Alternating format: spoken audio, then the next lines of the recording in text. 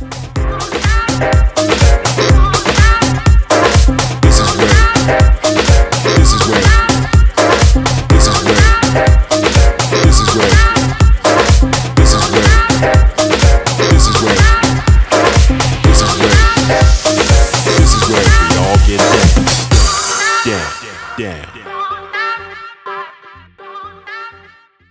I just wanted to do a quick tips video.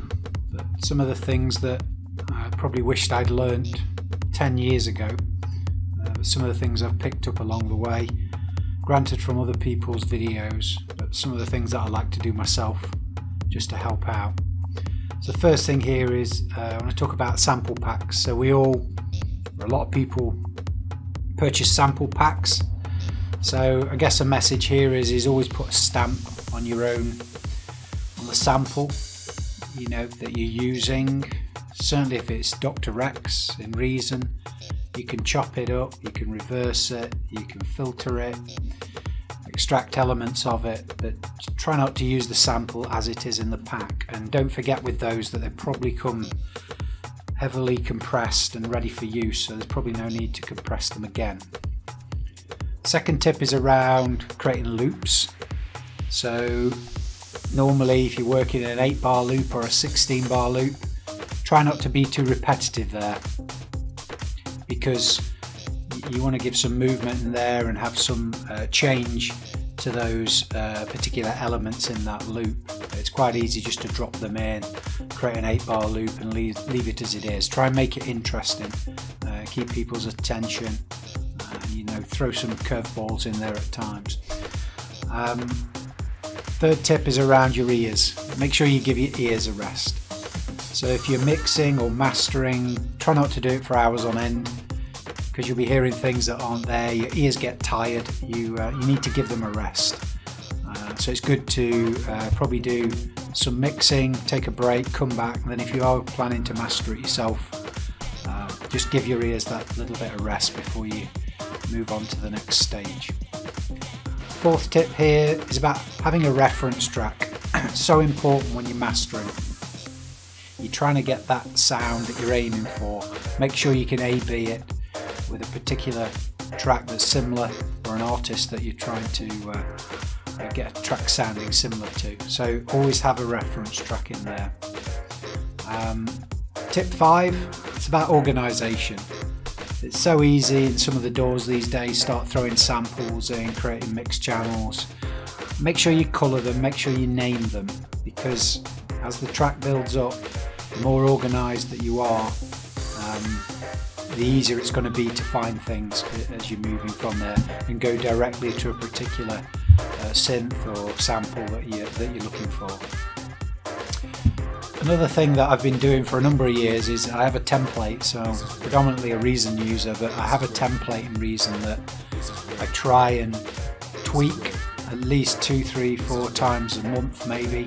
I'm starting a new track, I see a new idea, I want to put it in the template to save me time. I want to just focus on building the track without having to deal with all the little settings that maybe you need to do. Just get them in a template and they're there for you to use whenever you need them.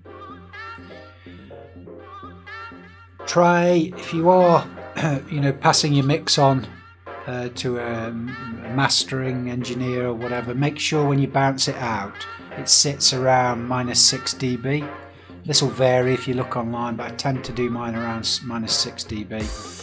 This gives that step of mastering, gives it plenty of headroom. That's whether you're doing it yourself or you're sending it off to be mastered. You don't want to be wasting time where they're sending it back to you because it's too hot. Just make sure you're down at -6 dB or around that mark. So one of the things I've done in the more recent years, the next tip is around planning your projects. So to help this, make sure you don't procrastinate over all this. I use something called Trello, which is really good for this. So it's just planning out what you need to do on a particular track and having some sort of deadline set so that tracks don't go on for weeks and weeks. You don't finish it, you move on to another track. We know how it all goes. So there's plenty of free tools out there. Let's just make sure that the tracks don't drift on for months and months. So once you've got your track, make sure you get it out there. There's plenty of services out there to share your music. Don't sit isolated in your studio, in your room, just listening to yourself or your mate. Just get it out there, SoundCloud, YouTube, whatever social media feeds you've got. Hopefully you'll get some constructive feedback, and keep getting that feedback loop going as soon as possible. It is always useful to help make a better track. The other things about collaboration: pair produced, work with somebody, learn from somebody else. Again, don't do a lot of this in isolation. There are people out there who want to collaborate on tracks, similar genres, different genres. Just have a go. You'll learn no end from different people. Even if they're using different DAWs, you'll pick up some tips. It won't be wasted time. You'll always be learning something. Next tip here is about multiple DAWs. Try and get comfortable with using multiple DAWs. For many years I just used Reason. Played around with Ableton and Reaper, but in more recent times I'm getting more comfortable with Ableton and Maschine, just so that you've got that in your locker if you need to. So again, if you pair producing with somebody, it's going to help you no end if you can find your way around another DAW. You don't have to be a master of it, but if you can find your way around it, it'll help you no end. And change is good. Try not to stick with one thing. That's fine if you want to, but I've found it more beneficial sometimes if you mix it up a little bit between DAWs. Also, with regard to DAWs, try and buy the software that you're using. Invest in that product. We want to get future updates on some of these DAWs that are out there. And also try and support your friends in their project. Most of you probably buy music from people you don't even know, but if you've got friends that are doing this, just try and support them by sharing the music or buying their tracks. Every little helps. Another thing I've learned about is overcooking things. Thinking that you need to do things, thinking you need to add more to a track.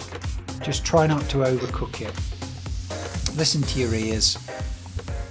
A and B things, see whether it's having the desired effect that you want. Don't just turn things on for the sake of it. Turn it on a compressor, turn it on a button, a filter, whatever it might be. Just make sure what you're adding adds to the mix. It's not having a detrimental effect on it, but it's, again, you're not putting too much in there that you're crowding out the whole mix.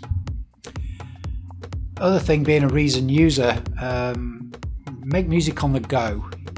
We've had things for a while now on mobile devices, on iOS, Figure, Take, and more recently in years, Reason Compact.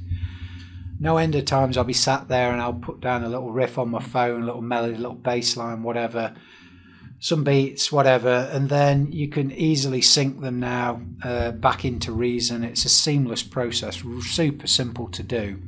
And you can just get ahead of the game before you even sit down in the studio and start building your track out in Reason.